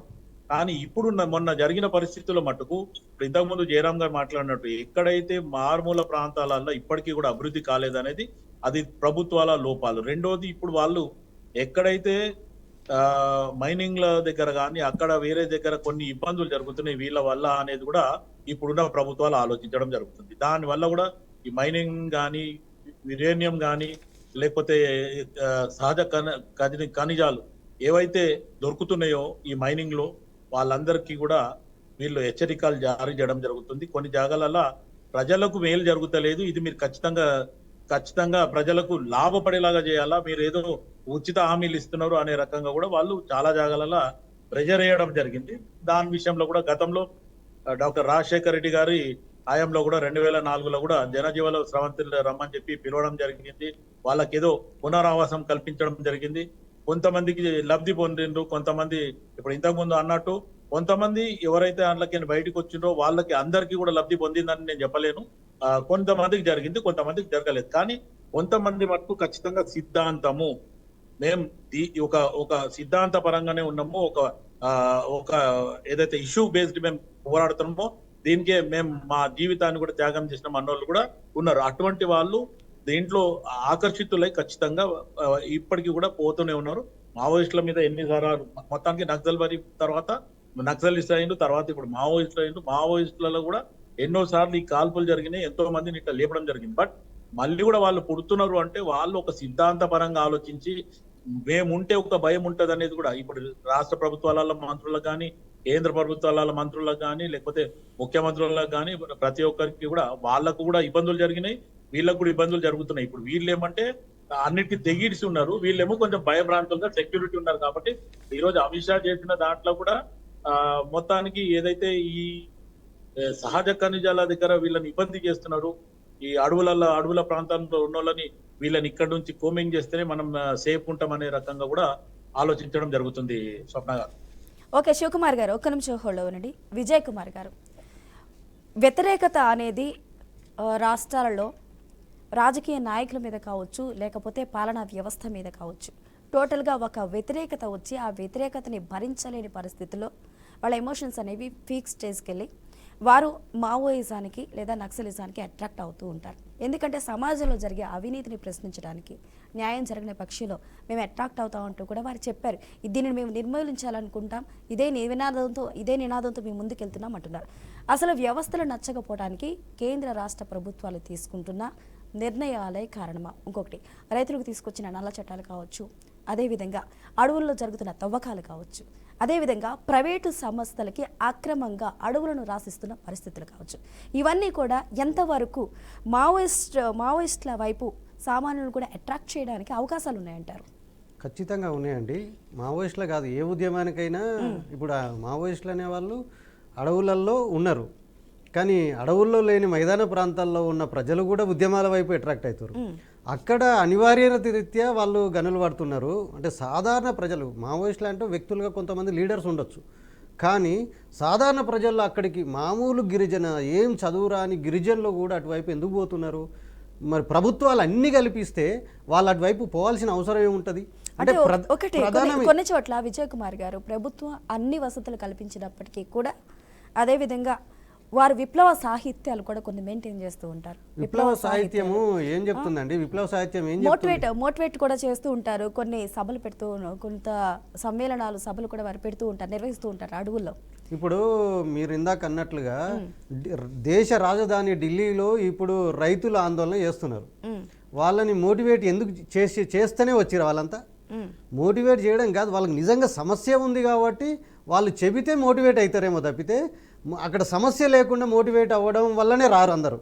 ఎవరో ఒకరిద్దరు అనేది చెప్పలేము ఎక్కడ అనేది, కానీ అసలు ఆ సమస్య కోసమే పనిచేస్తున్న వాళ్ళు ఉంటారు. మావోయిజం అయినా, కమ్యూనిజం అయినా, లేకపోతే ఇంకెవరైనా పనిచేసినా ఈ దేశంలో పనిచేస్తున్నారంటే వాళ్ళు ఈ దేశంలో ఉన్న పేదల ప్రజలకి వాళ్ళకి నిజమైన ఫలితాలు అందాలి. ఈ దేశం అభివృద్ధి అయిందని చెప్పేసి ఇప్పుడు చెప్పుకుంటున్నాం. అభివృద్ధి అయింది, 70 ఏళ్లలో అభివృద్ధి చెందుతున్న దేశం ఇప్పుడు అభివృద్ధి అయిందని చెప్పేసి 4వ ప్రపంచంలోనే అతిపెద్ద ఆర్థిక వ్యవస్థ ఉన్న దేశం అని చెప్పుకుంటున్నాం. అభివృద్ధి అయింది. ఎక్కడ అభివృద్ధి అయింది అంటే కార్పొరేట్లు అభివృద్ధి అయ్యారు, అంబానీ ఆదానీలు అభివృద్ధి అయ్యారు. 10 లక్షల కోట్లు, 50,000 కోట్లున్న ఆదాని ఆస్తి 2014లో ఇప్పుడు 10 లక్షలు, 12 లక్షలు, 16 లక్షల దాకా ఎట్లా వచ్చింది? ఒకే ఈ 10 సంవత్సరాల్లో ఎట్లా సాధ్యమైంది వాళ్ళని కోట్లు సంపాదించడం? అంటే అభివృద్ధి ఎటువైపు పోతుంది అంటే కొంతమందికి పోతుంది కాబట్టే మిగతా గ్రామాలలోకి, లేకపోతే అడవుల్లోకి, గుట్టల్లోకి, తండాల్లోకి అభివృద్ధి రావడం లేదు. కాబట్టి అక్కడ ఉద్యమాలని రావడానికి అవకాశం ఉంది. మావోయిస్టులు లేకపోవచ్చు, కానీ మావోయిస్టులు లేకపోయినా కానీ ఉద్యమాలు అయితే వస్తాయి. ఇప్పుడు రైతులు చేస్తున్న ఉద్యమం వాళ్ళకి మినిమం ఎంఎస్పి కోసం, అంటే ఇక్కడ ఉద్యమాలు అనేవి ఇప్పుడు అడవుల్లో ఉండి మావోయిస్టులు కూడా ఒక ఉద్యమం చేస్తున్నారు. సామాన్య ప్రజలు వాళ్ళకి రావాల్సిన హక్కులు ఏవైతే ఉన్నాయో వాటి గురించి రోడ్డు మీదకి వచ్చి కానీ, లేకపోతే ధర్నా చౌక వరకు వచ్చి కానీ వారి నిరసన ప్రదర్శిస్తారు. కానీ మావోయిస్టులు అడవుల్లో ఉండి వారి నినాదాలను వినిపిస్తారంటారు, అంతేనా? అడవుల్లో ఉండి వాళ్ళు కూడా అద్భుతమైన అంటే కొన్ని గుళ్ళు అంటే బడిళ్ళు నిర్మించారు, హాస్పిటల్ నిర్మించారు, లేకపోతే వాటి చైతన్యం చేసి ఆ భూములను మన దగ్గర నుంచి మనం పోతున్నాం. ఇప్పుడు మనము పోడు భూముల కోసం తెలంగాణలో ఎంత పెద్ద పోరాటం జరిగిందో మీకు తెలుసు. పోడు భూములకు వాళ్ళు ఏండ్ల నుంచి, వాళ్ళ తరతరాల నుంచి అక్కడనే జీవిస్తుంటే వాళ్ళకి ప్రభుత్వం ఇప్పుడు వచ్చిన ప్రభుత్వాలు, రాజ్యం ఎవరైతే ఉన్నారో ఏ ప్రభుత్వమైనా వచ్చేసి అక్కడి నుంచి తరిమేస్తా అంటారు. తరిమేస్తా అని చెప్పేసి అంటే నీ హక్కు ఎక్కడది అనేది వాళ్ళు అడిగింది. మేము పుట్టింది ఇక్కడ, పెరిగింది ఇక్కడ, మూలవాసనం ఇక్కడ, మాకు ఇవ్వకుండా మీరు ఎవరికో ఇస్తా అంటున్నారు, మా భూములు మాకు కావాలని అంటున్నారు అని చెప్పేసి నీ రాజ్యం నువ్వు ఎన్నుకున్నావు కాబట్టి, నువ్వు రాజ్య వ్యవస్థ ఉంది కాబట్టి వాళ్ళకి ఆ నాలెడ్జ్ లేకపోవచ్చు, అక్కడ వాళ్ళు ఇన్ఫ్లుయెన్స్ చేయకపోవచ్చు, కానీ వాళ్ళ మూలాలను నువ్వు ఎట్ట చెడగొడతావు? కాబట్టి వాళ్ళ భూముల కోసం ఇప్పుడు కొట్లాడుతున్న పరిస్థితి ఛత్తీస్గఢ్లో ఉన్నది. ఇక్కడ ఇంకొక విషయం అండి, విజయ్ కుమార్, ఇక్కడ ఇంకొక విషయం కూడా మనం మాట్లాడుకోవాలి. ఇప్పుడు నక్సల్స్ ఎందుకు మావోయిజం వైపు వారు అట్రాక్ట్ అయ్యారు, ఎందుకు ఇలాంటి పనులు చేస్తున్నారనే విషయం పక్కన పెడితే వారు తీసుకునే కొన్ని నిర్ణయాలు కూడా ప్రజా వ్యతిరేక నిర్ణయాలు లేకపోలేదు. ఎందుకంటే ఇన్ఫార్మర్ల పేరుతో సామాన్య ప్రజల్ని కాల్చివేసిన సందర్భాలు ఎన్నో. నిజంగా జరిగింది వాస్తవమే అది. ఆ విషయంలో మేము కూడా ఖండిస్తున్నాం. బూటక ఎన్కౌంటర్లని ఖండిస్తున్నాము. అదే సందర్భంలో ఇన్ఫార్మల్ పేరుతోటో లేకపోతే సామాన్య జనాల్ని చంపడం అనే దాన్ని కూడా మనం ఖండించాల్సిందే. దాన్ని మనం ఎవరు సమర్థించాల్సిన పని లేదు. కానీ ఇక్కడ చర్చించాల్సిన విషయం ఏంటంటే ఈ దేశంలో మైనింగ్ పేరుతోటి పెద్ద ఎత్తున రియల్ ఎస్టేట్ వ్యాపారం జరుగుతుంది. అసలు కమ్యూనిస్టులు ఈ దేశంలో పుట్టడానికి కారణం ఏంటంటే భూములు లేకపోతే కదా, భూములు ఇవ్వకపోతే దొరల పక్కనే చేరితే వేల కోట్లు లక్షల ఎకరాలు వాళ్ళ పక్కనే ఉంటే అవన్నిటిని కూడా తీసుకొచ్చి ప్రజలకు వంచాలి, ప్రజల భూములు లేవని చెప్పి చెప్తున్నారు. ఇప్పటికి కూడా మీరు సబ్జెక్టు కరెక్షన్ మీరు చూడండి, 10 కోట్ల మందికి ఈరోజు సెంటు భూమి లేని వాళ్ళు ఉన్నారండి ఈ దేశంలో. మరి వాళ్ళ పరిస్థితి ఏంది అంటే మావోయిస్టులు వాళ్ళు చేస్తున్న దానికి మనం మొత్తంగా సపోర్ట్ చేయకపోయినా సరే ఆ సమస్య ఉంది కదా. భూములు లేని వాళ్ళకి నువ్వు భూములు ఇస్తున్నావా ప్రభుత్వం? ఇందాక సార్ అన్నాడు కదా, జయరామ్ గారు ఇంకా సార్ చెప్పారు, భూములు ఇవ్వాలి, భూములు లేని వాళ్ళకి భూములు ఇవ్వాలి. చదువు లేని వాళ్ళు ఇప్పటికి 30% చదువు లేదు, ఇంకా 40% గ్రామాలకు సరైన వైద్యమే లేదు. తెలంగాణలో చూసినాం, ఇంకా ఉత్తరప్రదేశ్లో చూసినాం, అదే గుజరాత్లో చూసినాం. వాళ్ళకి వైద్యం అందని గ్రామాలు ఎన్ని ఉన్నాయి? అందులో కనీసం వేరే కేరళలాగా కనీసం ఉన్న పరిస్థితి కూడా లేవు. మరి వైద్యం అందించవచ్చు కదా. 5,000 కోట్లు, 6,000 కోట్లు, 10,000 కోట్లు కూడా కేటాయిస్తారు. వాళ్ళకి లెక్క కాదు ఈ పైసలు, వీళ్ళని ఎలివేట్ చేయడం కోసం, అంటే తీసేయడం కోసం కానీ ఎలిమినేట్ చేయడం కోసం. కానీ దానికి అదే అభివృద్ధి కోసం కేటాయించవచ్చు. ఇప్పుడు 54 లక్షల కోట్లు బడ్జెట్లో ఉంటే పేద ప్రజలకు చేరుతున్నది ఎంత? ఈరోజు ఫైబర్ నెట్లు వేయడానికి మనకు మాత్రం డబ్బులు కేటాయిస్తాము, కానీ ఒక స్కూల్ పెట్టడానికి డబ్బులు కేటాయించాం. అదే లోకాలిటీలో ఉన్న వాళ్ళని కేటాయిస్తలేం. కాబట్టి ఈరోజు మనం అనుకుంటుంది ఏంటంటే ఇప్పుడు వాళ్ళు అక్కడి నుంచి వెళ్ళిపోవచ్చు. ఇప్పుడు నల్లమల్ల ఉందండి, నల్లమల్ల మావోయిస్టులు లేరు, ఒకప్పుడు మావోయిస్టులు ఉండేది. ఇప్పుడు నల్లమల్ల గుట్టలు ఎవరు కేటాయిస్తున్నారు? కార్పొరేట్లకు కేటాయిస్తున్నారు. ఇప్పుడు అక్కడ కూడా మైనింగ్ కోసమే కదా మణిపూర్లో జరిగేది పెద్ద ఎత్తున. అంటే ఎక్కడైనా సరే మైనింగ్ రియల్ ఎస్టేట్ అంటే అప్పుడు దొరలైన వాళ్ళు ఇప్పుడు కార్పొరేట్లు అయ్యారు, వాళ్ళ చేతుల్లో ఉంది. వీళ్ళు రాజ్యాన్ని ముందలు పెట్టుకొని అదాని మన మోడీ లాంటి వాళ్ళు లేకపోతే ఇంకొన్న ముందలు పెట్టుకొని వస్తారు తప్పితే వాళ్ళ వెనక ఉండి మొత్తం చేస్తూ ఉంటారు. వాళ్ళ కోసమే వీళ్ళు చేస్తారు, వీళ్ళు వాళ్ళకి పైసలు ఇస్తారు, వాళ్ళు వీళ్ళు చేస్తుంటారు. ఇది పక్క రియల్ ఎస్టేట్ వ్యాపారం చేయడం కోసమే ప్రభుత్వాలు సహకరిస్తున్నాయి, ప్రభుత్వమే సహకరిస్తుంది ఇప్పుడు. కాబట్టి అందుకోసం ఇట్లాంటివి ఉద్యమాలు వస్తున్నాయి. మినిమం ధర అడిగితే ఇయ్యని ప్రభుత్వం అండి. రైతులకు మేము రైతు ప్రభుత్వం, జై జవాన్ జై కిసాన్ అని చెప్తుంటాం కదా. రైతులకు ఈ దేశానికి అన్నం పెడుతున్న రైతులకు మద్దతు ధర ఇస్తానికి ఎవడో సొమ్ము ఇస్తున్నారు? వాళ్ళు ఇంటకెళ్ళి ఇస్తలేరు కదా. ప్రజాస్వామ్యే కదా, ఆ ప్రజల నుంచి పన్నులు వసూలు చేసిందే కదా నువ్వు ఇచ్చేది. నువ్వు అధికారంలో ఉంటే నీ ముఖ్యమంత్రి అయితే, నీ ప్రధానమంత్రి అయితే నేను మాత్రం ఇయ్యను, మా డబ్బులు వాళ్ళ సొత్తు అన్నట్టు, వాళ్ళ ఇంట్లో పండించినట్టు లేకపోతే వాళ్ళ ఇంట్లో కొనుక్కొచ్చినట్టు వాళ్ళేంది ప్రజల సొమ్ము ప్రజలకు పంచాలి, అందుకోసం ఎన్నుకున్నది. అది చేయట్లేదు. విజయ్ కుమార్ గారు ఒక నిమిషం హోల్డ్ అనండి. వెంకటరెడ్డి గారు కేంద్ర ప్రభుత్వం అంటే గతంలో అధికారంలో ఉంది కూడా కేంద్ర ప్రభుత్వమే. అయితే అధికారంలోకి వచ్చిన తర్వాత సంవత్సరానికి 2 కోట్ల ఉద్యోగాలు ఇస్తామంటూ కూడా గత ఎన్నికల హామీలోనే చెప్పారు. ఇప్పుడు కూడా ఉద్యోగాల కల్పనలో మేము వెనకడుగు వేయము చేస్తామంటూ అదే హామీలతో మరొకసారి అధికారంలోకి వచ్చారు, హ్యాట్రిక్ సాధించారు, కాదని ఎవరు అని. కాకపోతే ఇక్కడ చిన్న సమస్యలని కేంద్ర ప్రభుత్వం పట్టించుకోవటం లేదు. రాష్ట్ర స్థాయిలో ఉన్న సమస్యలని రాష్ట్ర ప్రభుత్వానికి గైడ్లైన్స్ ఇవ్వట్లేదు. ముఖ్యంగా వ్యవస్థలు నచ్చక వారు వెళ్ళిపోతున్నారా అనుకోవడానికి కూడా లేదు. ఎందుకంటే వారికి ఉపాధి అవకాశాలు సక్రమంగా కల్పిస్తే, విద్య అనేది వారికి ప్రాపర్గా అందే విధంగా చేస్తే ఎవరు కూడా పక్కదారి పట్టే ప్రయత్నం చేయరు. వ్యవస్థలో సమూలంగా ప్రాపర్గా పనిచేసినప్పుడు ఇలాంటి ఆలోచనలు ఎవరికి రావు. అలాంటప్పుడు వీరిని జనజీవన స్రవంతిలో కలిసిపోండి, మీకు కావాల్సిన ఉపాధి మేము కల్పిస్తాము, మీకు కావాల్సిన ఆర్థిక సాయం కానీ లేకపోతే మెంటల్ సపోర్ట్ కానీ కావాలంటే రీహాబిలిటేషన్ సెంటర్స్ ఉంటాయి, వాళ్ళని మోటివేట్ చేయడానికి కానీ వాళ్ళ మెంటల్ స్టేటస్ని మార్చడానికి కానీ వారు తీసుకున్న నినాదం ఇది కాదు అని చెప్పడానికి కానీ కొన్ని ఉంటాయి. ఆ దిశగా ఎందుకు ప్రయత్నం చేయట్లేదు కేంద్ర ప్రభుత్వం? ఇప్పుడు ఒకటి మేడం, స్వప్న గారు నక్సలిజం అనేటువంటిది 1967, 66 అక్కడ శ్రీకాకుళంలో నుంచి బెంగాల్లో నుంచి మన కార్యక్రమాలు మనం చూడడం జరిగినటువంటిది. వాళ్ళ ఉద్యమాలు ఇవాళ కొత్తగా వచ్చింది కాదు. 55 సంవత్సరాలుగా భారతీయ జనతా పార్టీ దేశాన్ని ఏం పాలించడం లేదు. కాంగ్రెస్ పీరియడ్లో దేశాన్ని పాలించినటువంటి కాంగ్రెస్తో పాటు 5 సంవత్సరాలు వామపక్ష పార్టీలు కూడా ఆ పార్టీలు ప్రభుత్వంలో భాగస్వామ్యం ఉన్నటువంటిది. వెస్ట్ బెంగాల్లో 30-35 సంవత్సరాలుగా మార్క్సిస్ట్ పార్టీ అధికారంలో ఉన్నటువంటిది. వాళ్ళే అధికారంలో ఉన్నారు, వాళ్ళు లేకపోవచ్చు. నేనేమంటున్నా అంటే గిరిజన ప్రాంతాల్లో కానీ అటవిక ప్రాంతాల్లో ఉండేటువంటి ఆర్థికంగా సామాజికంగా అన్ని రకాలుగా పీడితులైనటువంటి ప్రజా సంక్షేమం అనేటువంటిది ఏ ప్రభుత్వమైనా తీసుకోవాల్సినటువంటిది. అది నాకున్న సమాచారం మేరకు ఇవాళ మోదీ గారు ఆ కోణంలో పనిచేస్తున్నారు. ఇవాళ విజయ్ కుమార్ గారు అంటున్నారు ఎంతసేపు ఆదాని అనేటువంటిది. దేశంలో చాలా కార్పొరేట్ శక్తులు పెరిగిన మాట వాస్తవం. అది కాంగ్రెసా ఎవరి కారణము ఏంది అనేటువంటి దాని గురించి అనేటువంటిది విధానాలలో కొంతమంది బలపడేటువంటిది. దానిని మీద నియంత్రణ అనేటువంటిది తప్పకుండా ఉండాలి. ఇప్పుడు liberalization of LPG, liberalization, privatization, globalization ప్రవేశపెట్టిందే మోదీ గారు, మన మన్మోహన్ సింగ్ గారు. ఇప్పుడు ఒకప్పుడు 1948 పారిశ్రామిక విధాన చట్టం, 1956 పారిశ్రామిక చట్టము, ఇండస్ట్రియల్ డెవలప్మెంట్ యాక్ట్ 1951, ఇట్లాంటివన్నీ, మొనోపలిస్ ట్రేడ్ రెస్ట్రిక్టివ్ యాక్ట్ 1969, ఇట్లనే యాక్టులు ఉన్నవి. కానీ అవన్నీ కూడా కాంగ్రెస్ పీరియడ్లో మళ్ళీ వెళ్ళిపోయినటువంటిది. నేనేమంటున్నా అంటే హింసవాదం ద్వారానే ఈ ప్రజల అభివృద్ధి జరుగుతుంది అనేటువంటిది భారత రాజ్యాంగ సూత్రానికి, మూల సూత్రానికి వ్యతిరేకం. అది అభివృద్ధి కావద్దని ఎవరంటే లేరు, అభివృద్ధి జరుగుతున్నటువంటిది. చాలా గొప్ప విషయం. ఇవాళ ఒక ట్రైబల్ ఉమెన్, మహిళ ఇవాళ భారతదేశానికి ఊహించినటువంటి మోదీ గారి కాలం లోపల మహిళ అనేటువంటి వ్యక్తి ఇవాళ రాష్ట్రపతి రావడం అనేటువంటిది చాలా గొప్ప విషయం. ఇవాళ మనం కాదనడానికి వీల్లేదు, అభివృద్ధి ఏం జరగలేదు అనడానికి వీల్లేదు. అయితే అట్ ద సేమ్ టైం కొన్ని ఆర్థిక శక్తులు కొందరి చేతుల్లో కేంద్రీకృతమైనటువంటిది ప్రపంచవ్యాప్తంగా వస్తున్నటువంటి దాంట్లో మన దేశంలో కూడా ఉండవచ్చు. అంత మాత్రం చేత అదేదో జరగలేదు అనేటువంటి దాని కింద హింసావాదం వైపున ప్రజలని ప్రేరేపించడం అనేటువంటిది అది ప్రజాస్వామ్య సూక్తికి వ్యతిరేకము.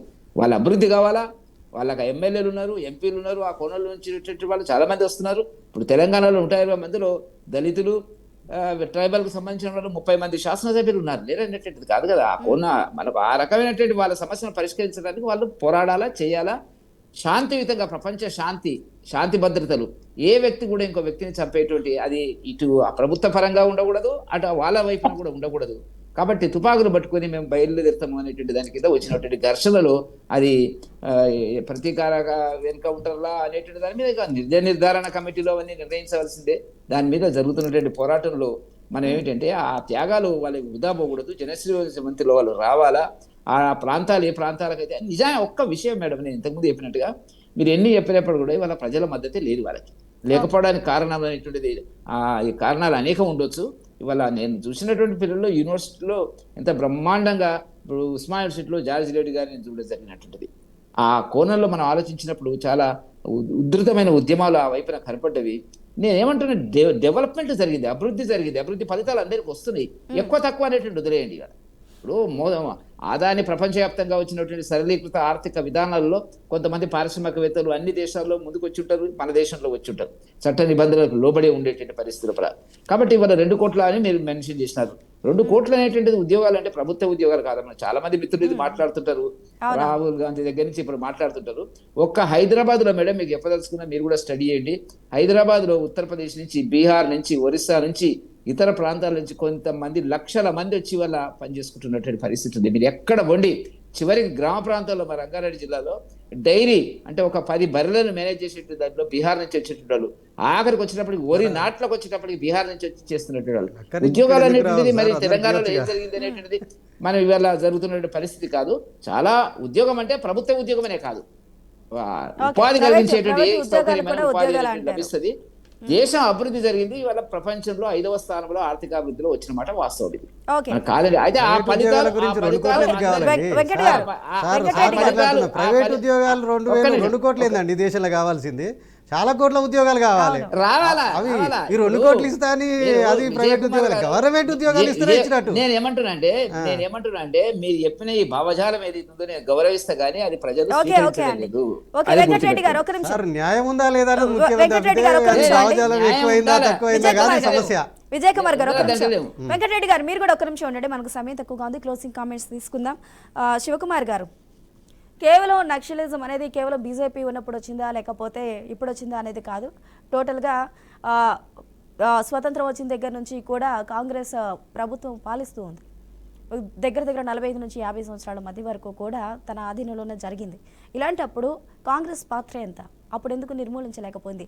ఇప్పుడు బీజేపీ తీసుకుంటున్న నిర్ణయాల్ని కాంగ్రెస్ సమర్థిస్తుందా? ఒక్క ప్రశ్న మేడం ఇక్కడ వెంకటరెడ్డి గారు ఒక్క నిమిషం చెప్పండి. కాంగ్రెస్ విధానాలను 50-60 సంవత్సరాలుగా ఉద్యమం చేసినటువంటి కమ్యూనిస్టులు ఇలా కాంగ్రెస్ వైపు మద్దతు ఇవ్వడం అనేటువంటిది ఆలోచించుకోవాలి ఏం జరుగుతుంది. శివకుమార్ గారు చెప్పండి. సార్ మీరు రాజ్యాంగానే లేదు తీసేస్తా అంటే మరి ఎవరు అందరు గెలవాల్సిన పరిస్థితి వస్తుంది కదా. తీసేలే రాజ్యాంగానే తీసేస్తా అంటారు కదా. విజయ్ కుమార్ గారు ఒక నిమిషం. వెంకటరెడ్డి గారు మీరు కూడా. శివకుమార్ గారు చెప్పండి. ఇప్పుడు బీజేపీ తీసుకుంటున్న విధానాలని కాంగ్రెస్ సమర్థిస్తుందా? కాంగ్రెస్ పార్టీ అధికారంలో ఉన్నప్పుడు కాంగ్రెస్ పార్టీ విధానాల మీద ఎక్కడైతే అవసరమైతే ఛత్తీస్గఢ్ లో కానీ అక్కడ కానీ వాళ్ళని ఏదైతే ఇప్పుడు ఇంతకుముందు మన వెంకటరెడ్డి గారే చెప్పారు, మన్మోహన్ సింగ్ గారు ఉన్నప్పుడు లిబరలైజేషన్ కూడా తీసుకురావడం జరిగింది, దానికి ఒక విధి విధానాలు ఇవ్వడం జరిగింది. కానీ ఇంత ప్లాన్డ్ గా కానీ ఒక పకడ్బందీగా కానీ మొత్తానికి మావోయిజం ఉండొద్దు అనే రకంగా అయితే కాంగ్రెస్ పార్టీ చేయలేదు. ఎందుకంటే గతంలో రాజశేఖర రెడ్డి గారు ఉన్నప్పుడు కూడా జనజీవన శ్రమంతిలో కలవమని చెప్పి పిలిచినప్పుడు కూడా వాళ్ళకి ఏదైతే ప్రోత్సాహాలు ఏదైతే వాళ్ళు ప్రవేశపెట్టినరో వీటిని కూడా చేయడం జరిగింది. కానీ నేను కాంగ్రెస్ పార్టీ పూర్తిగా 100% చేసిందని కానీ లేకపోతే బీజేపీ మొత్తం చేస్తలేదని కానీ చెప్పడం లేదు. ఎందుకంటే వ్యవస్థలో ఇవన్నీ లోపాలు చాలా ఉన్నాయి, ఇవన్నీ మార్పులు చేయాలా. ఇంకోటి వాళ్ళు అక్కడ ఉన్నారు అంటే కూడా ఈ రోజు ఉన్న మంత్రులకు కానీ లేకపోతే ప్రధానమంత్రి అయినా సరే మంత్రులకైనా మిగతా వాళ్ళకైనా కొంచెం ఒక రకంగా ప్రజలలో స్వేచ్ఛ అనేది ఉంది. కానీ ఈ వీళ్ళు ఉంటే ప్రభుత్వాలకు అడ్డు అనే రకంగానే ప్రభుత్వాలు చేస్తున్నాయి. నేను ఒక పార్టీ లో ఉండి కూడా నేను ఈ మాట ఎందుకు మాట్లాడుతున్నా అంటే జనాలకు జరిగేది ఏదైతే న్యాయం జరగాలనో జరగలేదు ఇన్ని సంవత్సరాలలో. ఇప్పుడు కూడా వాళ్ళు ఎవరైతే వాళ్ళు పరంగా ఉన్నోళ్ళే. శివకుమార్ గారు ఒక్క నిమిషం హోల్డ్ అవ్వండి. జయరామ్ గారు, శివకుమార్ గారే ఒప్పుకున్నారు, అదేవిధంగా మన వెంకటరెడ్డి గారు కూడా బీజేపీ నుంచి వెంకటరెడ్డి గారు ఒప్పుకున్నారు. పూర్తి స్థాయిలో ప్రజలకు న్యాయం జరగలేదు, దీంట్లో వ్యవస్థలో పూర్తిగా సమూలంగా మార్పులు వచ్చినప్పుడు ఇలాంటివి నిర్మూలించడం అవుతుంది, అటు దిశగా వెళ్ళరు అంటూ కూడా. అంటే 50 ఏళ్ళు పాలించిన కాంగ్రెస్ ప్రభుత్వం కానీ లేకపోతే 10 ఏళ్ల నుంచి పాలిస్తూ ఉన్న బీజేపీ ప్రభుత్వం కానీ రెండూ కూడా దేశంలో సామాన్య ప్రజలకి మారుమూల ప్రాంతాల్లో ఉంటున్న గ్రామీణ ప్రజలకి కూడా ఎక్కడా కూడా న్యాయం చేయలేకపోయింది. అంటే కొంతమేర, పూర్తి స్థాయిలో చేయలేదని కూడా మనం కూడా కానీ కొన్ని మారుమూల గ్రామాల్లో అయితే న్యాయం చేయలేకపోయింది. మరి ఇది ఎక్కడ మార్పు రావాలి? వ్యవస్థలో మార్పు రావాలి అంటారా? వ్యవస్థలో మార్పు ఈ మావోయిస్టులను కానీ నక్సలైట్లను కానీ నిర్మూలించగలుగుతుంది అంటారా? జయరామ్ గారు. నేను మావోయిస్టులు నక్సలైట్ల విషయాన్ని ఒక నిమిషం పక్కన పెడతాము. 1947లో జవహర్ లాల్ నెహ్రూ గారు ఇచ్చిన ఫస్ట్ స్పీచ్ లోపల 3 మాటలు చెప్తాను నేను. ఈ దేశం లోపల 90% ప్రజలు నిరక్షరాస్యులు, నిరుపేదలు, చాలా ఇబ్బందులతో ఉన్నారు. వాళ్ళ సమస్యలు పరిష్కరించాలంటే మనం అందరం కలిసికట్టుగా పనిచేయాలి. మనమంతా ఈ రోజు మన స్వతంత్రం వచ్చిన ఈ రోజును మనం పురస్కరించుకొని దీనిపైన మనం ఫైట్ చేయాలి. మరి ముఖ్యంగా ఆకలి అనేది ఎక్కడ ఉండొద్దు, అక్కడ ఆకలి లేకుండా ఉండాలి అన్నదాన్ని ఆ రోజు మాట్లాడారు. ఈ రోజు అసంఘటిత కార్మికులు 140 కోట్ల మంది జనాభా లోపల అసంఘటిత కార్మికులు, నిరాశ్రయులు ఈరోజు ఉన్న పర్సంటేజ్, ఇంతకుముందు తమ్ముడు విజయ్ వచ్చేసి 10 కోట్లు, 10 కోట్లు కాదు 40 కోట్ల మంది ఈరోజు సెంట్రల్ గవర్నమెంట్ సెన్సస్ చెప్తున్నాయి. 40 కోట్ల మంది సెన్సస్ చెప్తున్నాయి. 40 కోట్ల మంది అసంఘటిత కార్మికులు ఈ దేశంలో ఉన్నారంటే వాళ్ళందరూ భూమి లేనట్టే లెక్క. వాళ్ళు సంచార జాతులు అయి ఉండొచ్చు, కూలీనాలు చేసుకునే వాళ్ళు ఉండొచ్చు, వాళ్ళు నిరంతరము ఒక ప్రాంతం నుంచి ఇంకో ప్రాంతం నుంచి వలస పోతుండే వాళ్ళు ఉండొచ్చు. ఇంతకుముందు మా ఎంకన్న చెప్పినట్టుగా బీహార్ నుంచి ఇక్కడ హైదరాబాద్ ఉద్యోగం కోసం కాదు, కూలీనాల కోసం, కడుపు తిప్పల కోసం వచ్చేవాళ్ళు వాళ్ళు. అంటే ఇది 40 కోట్ల మంది ఉన్నారు. మరి ఆ రోజు అదే 90% ఉంది. ఈ రోజు కూడా రాహుల్ గాంధీ అదే మాట్లాడుతున్నాడు, అమిత్ షా అదే మాట్లాడుతున్నాడు, మోడీ అదే మాట్లాడుతున్నాడు. కానీ గౌరవనీయులు అంబేద్కర్ గారు ఏం చెప్పారంటే రిజర్వేషన్స్ ఓన్లీ 10 years మాత్రమే కేటాయించండి, 10 years తర్వాత రిజర్వేషన్ లేని సమాజం కావాలని. అవును, మరి రిజర్వేషన్స్ లేని సమాజం ప్రకారం ఆయన అదే చెప్పారు. రిజర్వేషన్ లేని సమాజాన్ని అన్నారంటే అందరు ఈక్వల్గా ఉండమని చెప్పేసి. అవును. నేనేం కోరుకుంటున్నానంటే సమస్య లేకపోతే మావోయిజం లేదు కదా. అవును. ఆ సమస్యను పరిష్కరించడం కోసం ఈ 5,000 కోట్లు పెడితే ఎన్నో సాధించవచ్చు కదా. రైట్ అండి. థ్యాంక్ యూ అండి. Thank you so much. ఈ దిశలో కదా మనం మాట్లాడాలి. అవును, చాలా వ్యాలిడ్ పాయింట్ చెప్పారండి. ఈ డబ్బులు ఏవైతే ఉన్నాయో బాధపడుతున్నా కష్టపడుతున్నా గ్రామీణ ప్రాంత ప్రజలకి మావోయిజం వైపు అట్రాక్ట్ అవుతున్న వాళ్ళకి ప్రోత్సాహకాలుగా ఇచ్చి వారికి ఇచ్చిన బిజినెస్ కానీ లేకపోతే ఉపాధి కానీ కల్పిస్తే ఇలాంటివి జరగడం చాలా వరకు తగ్గుతుంది. రైట్, థ్యాంక్ యూ అండి. Thank you so much Jayaram గారు, అదేవిధంగా ఈ డిబేట్లో పాల్గొన్న వెంకటరెడ్డి గారికి, అదేవిధంగా శివకుమార్ గారికి, స్టూడియోలో మనకు అందుబాటులో వచ్చిన విజయ్ కుమార్ గారికి థ్యాంక్ యూ అండి. Thank you so much. Right, చూస్తూనే ఉన్నాం కదా, అమిత్ షా తలపెట్టిన ఆపరేషన్ కగార్ అయితే గుండెలో వణుకు పుట్టిస్తుందనే చెప్పాలి. ఇక మావోయిస్టుల పాత్ర ఇంకా ఉనికి కనుమరుగైపోతుందా అన్న సందేహాలు అయితే వ్యక్తమవుతున్నాయి. ఏది ఏమైనా 2026, 2028 నాటికి మావోయిస్టు రహిత దేశాన్ని చూడటమే వారి ఆకాంక్షగా అమిత్ షా అయితే అభివర్ణిస్తున్నారు. మరి దీని వెనకాల రాజకీయ కోణాలు ఏమైనా ఉన్నాయా, లేకపోతే ఆ అడవుల్లో ఉన్న భూములను పెత్తందారులకు కావచ్చు, లేకపోతే ప్రైవేటు సంస్థలకు కావచ్చు కట్టబెట్టడానికి ఇలాంటి కార్యక్రమాలు చేస్తున్నారా, లేకపోతే నిజంగానే స్వచ్ఛందంగా మావోయిస్టుల రహిత దేశాన్ని సృష్టించడానికి కృషి చేస్తున్నారా అనే సందేహాలు అయితే వ్యక్తమవుతున్నాయి. ఏది ఏమైనా సరే ఇప్పుడు కేంద్ర ప్రభుత్వం తీసుకుంటున్న ఈ యాక్ట్ ద్వారా కాన్సిక్వెన్సెస్ ఏమొస్తాయి, మావోయిస్టులు ఎదురు తిరిగితే, ఎదురు దాడి చేస్తే దాని పర్యవసానాలు కేంద్ర ప్రభుత్వం ఏ విధంగా ఫేస్ చేయబోతుంది అనేది కూడా $100 మిలియన్ క్వశ్చన్. ఇది ఇవాల్టి prime debate. Keep watching BRK news.